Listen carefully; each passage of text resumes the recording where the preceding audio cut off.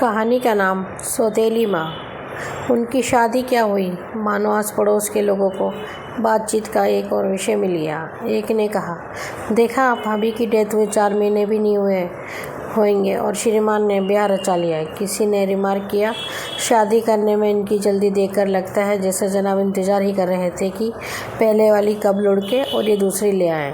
एक बुजुर्ग ने मानो अंदर की बात खोलते हुए कहा, अरे भैया, पर पहले वाली तो इनसे वैसे भी तंग आ चुकी थी। रोज़ रात में देर से घर लौटना, ना घर द्वार का ख्याल, ना कोई जिम्मेदारी। वे बेचारी तो घर की चक्की में ही पिसकर ख़त्म हो गई। एक ने बात बढ़ाई, बस इन्होंने तो बीवी को बच्चा पैदा करने की मशीन समझ रखा था। देखा नहीं, 5 बरस में उसे 3 बच्चों की अम्मा बना दिया। कहते हैं जब मरी उस समय भी वे पेट से थी। जितने मुंह उतनी बातें। रमेश और कुसुम के जोड़े पर हर एक का अपना टेढ़ा नज़रिया था। छेतीलाल भाई कहने लगे, अरे जिसे रमेश ब्याह कर लाए हैं वे कौन सी सती साध्वी है। ससुरी हमारे ही गांव की तो है। उसके लक्षण भला कौन नहीं जानता। अच्छा हुआ जो भाग्य से रमेश की तरह दूसरी बार घोड़ी चढ़ने वाला दूल्हा उसे मिल गया। राम जीवन बोले, भैया अपन को तो खतरा ही लगता है।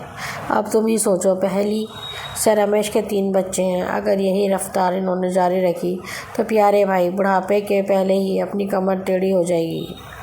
माखनलाल ने अपनी आशंका प्रकट कर की कहने लगे, हमें तो डर लगता है कि इस सौतेली महतारी की इन मासूम बच्चों के साथ किस तरह पटरी बैठेगी। लोगों की इन टेढ़ी मेढ़ी बातों का रमेश और कुसुम पर कितना असर होता था यह आंकना तो कठिन था, किंतु ये निश्चित तौर पर कहा जा सकता है कि इन दिनों रमेश में काफ़ी बदलाव आ गया था।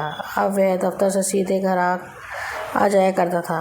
पहले की तरह उसने बात बात पर बच्चों को झिड़कना बंद कर दिया था, बल्कि इसके उल्टे दफ्तर से लौटते वक्त शाम को वह उनके लिए कुछ ना कुछ खाने पीने की चीज़ें साथ ले आता। बच्चों के लिए हर शाम कुछ ना कुछ लाने का कार्यक्रम जब लंबी अवधि पकड़ने लगा तो कुसुम से रहा ना गया। एक दिन उसने कह ही दिया, मैं तो कहूँ बाजार से ये सब रोज़ लाने की बजाय तुम मुझसे बता दिया करो कि क्या खाना है, मैं खुद बना दिया करूँगी। अब तुम ही कहो, आज जो तुम लाए हो ये वे पाव भर बर्फ़ी 10 रुपये की तो होगी ही, और मैं कोई इसी 10 रुपये में घर में कोई ऐसा पकवान बन सकता था जिसे पूरा घर पेट भर खाता। रमेश सोचते हैं थे, कुसुम गाँव की लड़की है, उसे शहर की बर्फ़ी मलाई की चाह होगी। आज उन्होंने उसका जवाब सुना तो तबीयत खुश हो गई।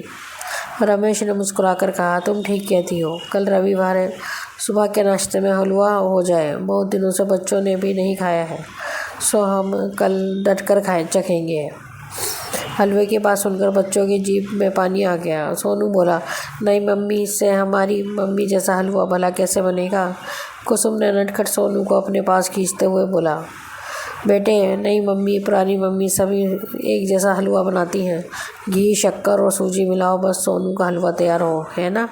कुसुम ने आकर इस घर को कुछ इस तरह संभाला था कि बच्चों को उसने ये महसूस ही नहीं होने दिया कि उनके ऊपर से कभी मातृत्व का साया उठा था।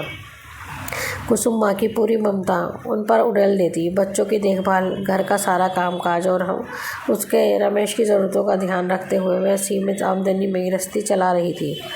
उसने घर को कुछ इस तरह संभाला था कि ऐसा लगता ही न था कि इस घर में साल भर पहले कोई तूफान गुजरा था।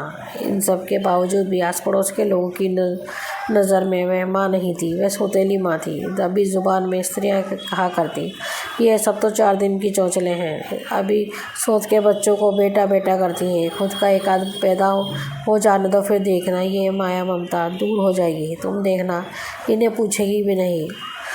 कुसुम इन बातों को सुनकर टाल देती, आखिर किस किस का मुंह बंद करती। और फिर समय इसी तरह कटता रहा। दिन से हफ्तों, हफ्तों से महीने और महीने बढ़ते बढ़ते साल पर उतर आए। कुसुम की दिनचर्या बिना किसी बदलाव के वैसी ही चलती रही थी। बस एक ही बात जो अब लोगों को खटकती थी वह ये थी कि इन 10 वर्षों के बाद भी उसकी गोद हरी भरी नहीं हुई थी। जब वह आई थी तब भी लोगों के ताने बाने थे। जब वे रमेश और बच्चों के साथ गृहस्थी में घुल मिल गई तो सुनने को मिला कि इसका व्यवहार एक दिखावा है। जब इसके बच्चे होंगे तब ये इन बच्चों की दुर्दशा कर देगी, और अब जब उसके बच्चे नहीं हुए तो भी लोगों ने उसे नहीं बख्शा। उस दिन बमला मौसी कहने लगी कि रमेश के भाग्य में ये जन्म जली बांझ ही लिखी थी। बात तो उन्होंने बड़ी दबी ज़बान में कही थी, पर वह कुसुम के कान तक पहुंच गई। उसने सुना तो न जाने कैसे आंखों के कोर से 2 बड़ी बूंदें टपक गए। किसी औरत की गीली आंखों में झलक आई। इबारत को पढ़ना कोई सहज बात नहीं है। जिस विकसित मातृत्व की छाँव में 3-3 बच्चे पल रहे हों, उसी को बांझ कहना कितना उचित होगा। क्या बांझ की परिभाषा किसी स्त्री द्वारा प्रसव वेदना सहकर संतान उत्पत्ति करने पर भर से जुड़ी है? कुसुम, जिसने अपने मातृत्व को इन बच्चों के साथ पूरे तौर पर जोड़ लिया है, उसे बांझ कहना कहीं मातृत्व का अपमान तो नहीं? पर कतरनी से ज़बान चलाने वाली विमला मौसी जैसी स्त्रियों के पास इतना सब सोचने का समय कहाँ है? फिर एक बात और भी है बांझ तो उसे कहा जाता है जिसमें प्रजनन क्षमता ही ना हो। जहाँ तक कुसुम का प्रश्न है, उसने तो सोच समझकर बांझपन ओढ़ रखा था। उसे लगा था कि इन बच्चों की परवरिश में कोई कमी ना रहे। वे बच्चे जिनकी माँ बनने का दायित्व इस घर की दहलीज में कदम रखते ही उसे मिला था। कोई ये कह ना सके कि खुद के बच्चे हो जाने के बाद कुसुम ने सोत के बच्चों को तिरस्कृत करना शुरू कर दिया, जिन पर कभी वह जान छिड़का करती थी।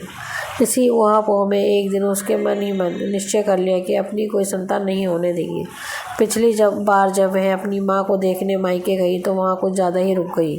उस बार लौटने पर रमेश कुसुम पर बहुत बिगड़े थे। कहने लगे, तो वह मायके पहुँचकर यहाँ का ख्याल ही नहीं रहता। तुम इन बच्चों को भी भूल जाती हो। और अपनी नम हो रही आंखों को छिपाते हुए कुसुम ने सकुचाते हुए कहा, इस बार बच्चों की खातिर ही देर हो गई। तुम भरोसा रखो जी, अब मैं सारा जीवन बच्चों की जिम्मेदारी अच्छे से निभा सकूंगी। भावावेश में मैं कह गई, अब मैं विमला मौसी की बांझ नहीं हूँ, बल्कि अपने पूरे 3 बच्चों की माँ हूँ। रमेश कुसुम को एकटक देखे जा रहे थे। उन्हें लगा जैसे कुसुम उनकी दूसरी औरत नहीं है, बल्कि वह पहली पत्नी शोभा का ही प्रतिरूप है। वह केवल इतना ही कह पाए, भला ऐसी क्या जल्दी थी? कम से कम ऑपरेशन करवाने से पहले एक बार मुझसे तो पूछ लेती। दोस्तों, आपको हमारी ये कहानी सौतेली माँ कैसी लगी, प्लीज़ हमें कमेंट में बताएं। अगर कहानी आपको अच्छी लगे तो प्लीज़ हमारे चैनल को लाइक एंड सब्सक्राइब करें और बेल आइकन दबाना ना भूलें। धन्यवाद।